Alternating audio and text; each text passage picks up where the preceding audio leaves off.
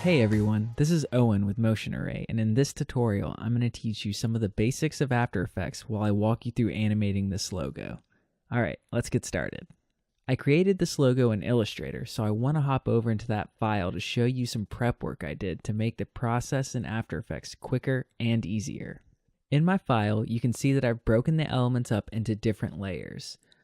After Effects recognizes layers created in Illustrator, so when I import this file, I'll be able to control all these elements individually. So it's really important to separate the pieces of your design into separate layers before you import them.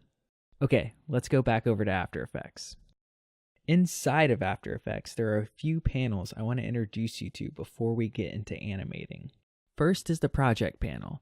This is where all of the elements you import and create live. You can create folders to keep things organized too, which is really handy. Second is the Composition panel. This is essentially your canvas. It's where you'll see your elements, and what you see here is what you'll get when you render out your animation. The last panel I want to talk about is the Timeline. The left side of this is where you'll see your layers and all their switches and toggles. The right is a visual representation of time for the composition. You can see at the top there are numbers which represent different spots in time. There's also a blue marker up at the top called the playhead. This shows what point in the timeline the composition window is showing. Alright, with that stuff out of the way, let's import that logo. I'll bring my mouse over the project panel and double click in some empty space to bring up the import window. Then I'll navigate to my logo. With the logo selected, I'll go to the Import As dropdown and choose Composition Retain Layer Sizes. If you don't see that option, you can click the Options button in the bottom left to bring it up. Then I'll hit Open. Now, inside my project panel, you'll see a composition named after my file and a folder that contains the layers of my logo. If I double click on the composition, it'll open up in the composition panel and in the timeline. I'll click in my timeline to make it the active panel, and then I'll go to Edit, Select All. Then I'll hit Command-C to copy. Next, I'll go to the project panel and hit the Create New Composition button.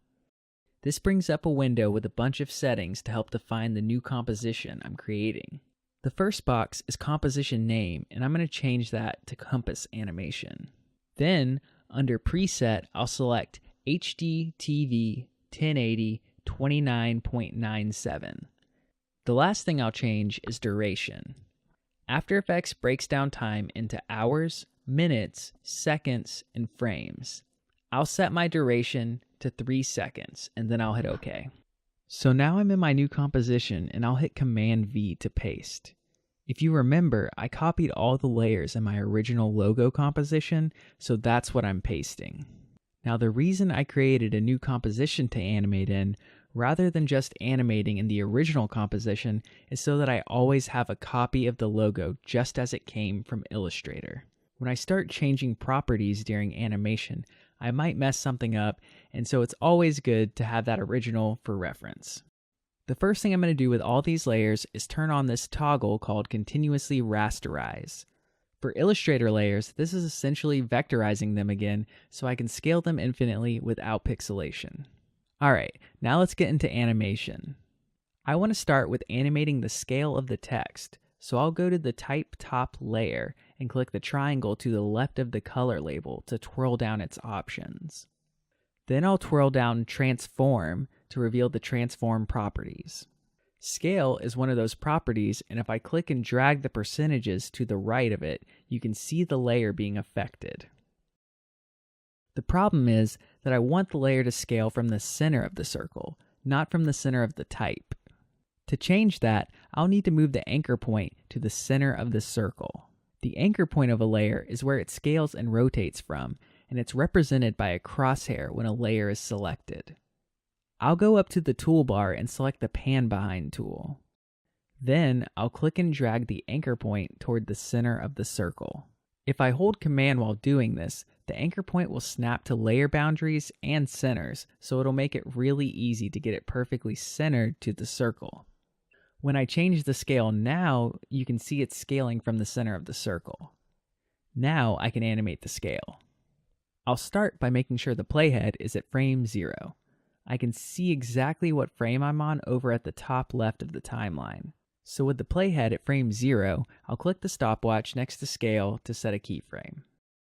Then I'll change the scale value by clicking on the blue percentages and typing in 150. I'll move the playhead to frame 15 and change the scale value back to 100%. After Effects will automatically set a keyframe when I change the value because there's already a keyframe present on this property. Now, in my timeline, I'll right-click on the second keyframe of the scale property and go to Keyframe Assistant, Easy Ease. Easy Ease is a way to alter your animation so that things slow down as they reach their final value. Think of a car. A car doesn't go from 60 miles per hour to 0 instantly. The car slows down and gradually comes to 0. That's essentially what Easy Ease is doing. It works both ways too, so it'll add acceleration to your keyframes so it doesn't jump to top speed immediately. Okay, back to animation. I'll right-click on the second keyframe again and select Keyframe Velocity. This brings up a window where you can adjust your eases with exact percentages. I'll change the incoming velocity's influence to 80% so the ease is stronger. Now I'll go to the preview panel and click on it to open it up. If you don't see the preview panel, you can bring it up with Window, Preview. I'll select the play button in the center. That's the RAM preview button and it'll play your animation. My animation's looking good, I just need to mask it so the text is only visible when it's inside the base circle. I'll select my base circle layer and go to Edit, Copy with Property Links. Then I'll go to Edit, Paste. This doesn't just copy and paste the layer. What it does is it creates a copy of the layer that is bound to the original. So if I were to change the scale of the original, my copy would scale too. I'll click and drag the copied layer above my type layer. Then, under the Track Matte drop-down menu for the text layer, I'll select Alpha Matte. If you don't see Track Matte in your timeline, then you can switch it on with this toggle in the bottom left. Selecting Alpha Matte masks the layer so that it's only visible where the layer directly above it is. So now, when I drag the playhead through time, you can see the text is masked just to the circle. Now I'll animate the type bottom layer in similar fashion. I'll select the layer and grab the pan behind tool. Then I'll drag the anchor point to the center of the circle while holding Command. Now I'll go up to the type layer I've already animated and click on the scale property. This selects all the keyframes on that property. I'll hit Command C to copy and then I'll select the type bottom layer and make sure that the playhead is at frame 0. After I confirm that the playhead is at 0, I'll hit Command V to paste the keyframes. I'll once again select the base circle layer and go to Edit, Copy with Property Links. Then I'll hit Command V to paste and move the new layer above the type bottom layer. Then I'll change the track matte on the type bottom layer to alpha matte, and that should take care of the animation. The next thing I'll do is animate the red lines drawing on. To do this, I need to convert the lines from an Illustrator layer to an After Effects shape layer. I'll select the red lines layer and go to Layer, Create Shapes from Vector Layer. After Effects creates the new shape layer right above the old one and turns off the vector layer. That way, I can always go back to using the vector layer if I want to. With the new shape layer selected, I'll go up above my composition panel to the Add button and select Trim Paths. I'll twirl down the trim paths that was just created on the layer, and I'll set a keyframe at 20 frames for the end value by clicking the stopwatch. Then I'll drag my playhead over to frame 0 and change the end value to 0. Again, After Effects will automatically generate the second keyframe because there's already a keyframe on this property. I'll right-click on the second keyframe and go to Keyframe Assistant, Easy Ease. Then I'll right-click on the second keyframe again and select Keyframe Velocity. I'll change the incoming velocity's influence to 80% so that it matches the type animations. Now I'll start parenting some of my layers. Parenting is a way to attach layers so that they continue to move and animate with their parent layers. I'll start by parenting my red lines to the base circle. I'll go over to the left of the parent dropdown and click and hold the spiral. That's the pick whip. Then I'll drag that over to the base circle and let go.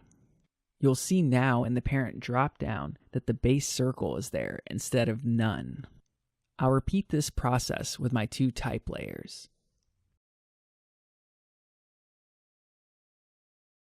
Now that those layers are parented to the base circle, I'll animate it. I'll twirl down the base circle and twirl down Transform to reveal the transform properties. For the base circle, I'll be animating scale and rotation. I'll drag my playhead to frame 30, which is also 1 second, and set a keyframe on rotation by clicking the stopwatch to the left of the property. Then I'll bring the playhead to 0 and change the value to -100 degrees. Make sure you're changing the second value in rotation. The first value is for full rotations, while the second value is for degrees. I'll right-click on the second keyframe and go to Keyframe Assistant, Easy Ease. I'll right-click on the keyframe again and go to Keyframe Velocity. In the Keyframe Velocity window, I'll change the incoming velocity's influence to 80% so it matches the other animations. For the scale of the circle, I'll start with the playhead at 0 and set my value to 0%. Then I'll click the stopwatch to set a keyframe. I'll move the playhead to frame 10 and increase the scale to 130%. I'll go 5 frames down the timeline and change the scale to 95%. Then I'll go 5 more frames and change the scale to 100%. These keyframes are going to have the circle growing from nothing to more than 100% and then to spring back to 100%. I'll highlight the last 3 scale keyframes by clicking and dragging over them and then right-click on one of them and go to Keyframe Assistant, Easy Ease. Now I want to offset some of the animations so they aren't all happening at once. In my timeline, layers are represented by colored bars. With my cursor, I can click and drag them left or right in my timeline. When I do this, all their keyframes move with them. So I'll drag the red lines layer so that it starts at frame 10. I'll do the same with the first type layer and its mat above it. Then I'll move the second type layer and its mat to frame 15. In this example, the offset feels really nice compared to everything coming on at once. Now it's time to focus on the elements in the inner circle. The first thing I'll do is parent the compass arrows and lines to the inner circle layer. I can select the arrows and lines at once by shift-clicking them. Now I can parent them at the same time by dragging one of their pick whips over to the inner circle. I'll twirl down the compass arrows layer and the transform properties so I can access the rotation. I'm going to keyframe the rotation in a similar fashion as I did the scale of the base circle. I'll move the playhead to 0 and change the rotation value to -250 degrees. Then I'll set a keyframe. I'll move the playhead 15 frames down and change the value to 15. Then I'll move the playhead 5 more frames and change it to -3. I'll go 5 more frames and change the rotation to 0. Now I'll select the last 3 keyframes and right-click on one of them. I'll go to Keyframe Assistant, Easy Ease. When I preview, you can see it's got nice overshoot and bounce back in its rotation. Now I'll twirl down my compass lines layer and the transform properties so I can access its scale. With the playhead at frame 30 or 1 second, I'll set a keyframe for scale. Then I'll move the playhead back to 0 and change the scale to 0%. I'll right-click on the second keyframe and go to Keyframe Assistant, Easy Ease. Then I'll right-click on the keyframe again and go to Keyframe Velocity. In the keyframe velocity window, I'll change the incoming influence to 80% and then hit OK. Now I'm going to focus on animating the inner circle. What I'm going to do is copy the scale keyframes from the base circle and paste them onto the inner circle. To do that, I'll go to the scale of my base circle, and if I just click on the scale property, it'll highlight all the keyframes. Then I can hit Command-C to copy. Now I'll select my inner circle and make sure my playhead is at 0, and then hit Command-V to paste the keyframes. If I twirl down my layer to reveal its scale, you can see the keyframes on it. I'm going to offset all of these inner circle layers so that they lag a little bit behind the base circle. I'll drag the arrows, lines, and inner circle all out to frame 15. I'll move my playhead over to the second keyframe of the inner circle and alter it a bit.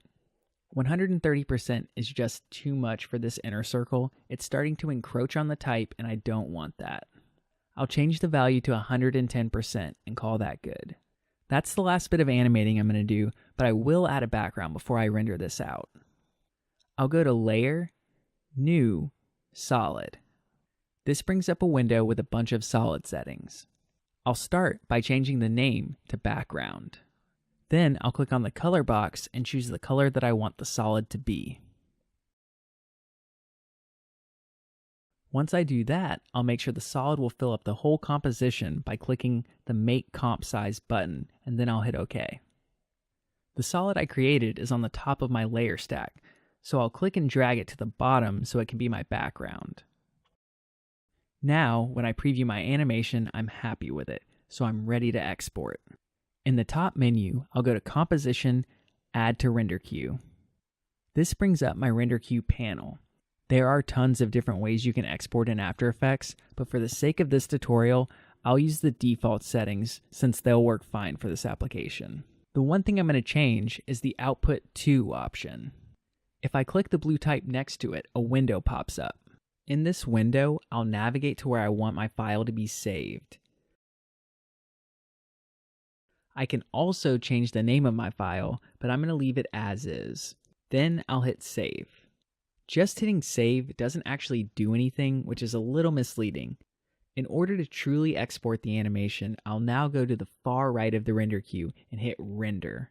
I'll see a progress bar, and when it finishes, it'll make a nice little chime. Now I can go to where I saved my animation and view it just like any other video file. Well, that concludes this tutorial. I hope you found it helpful.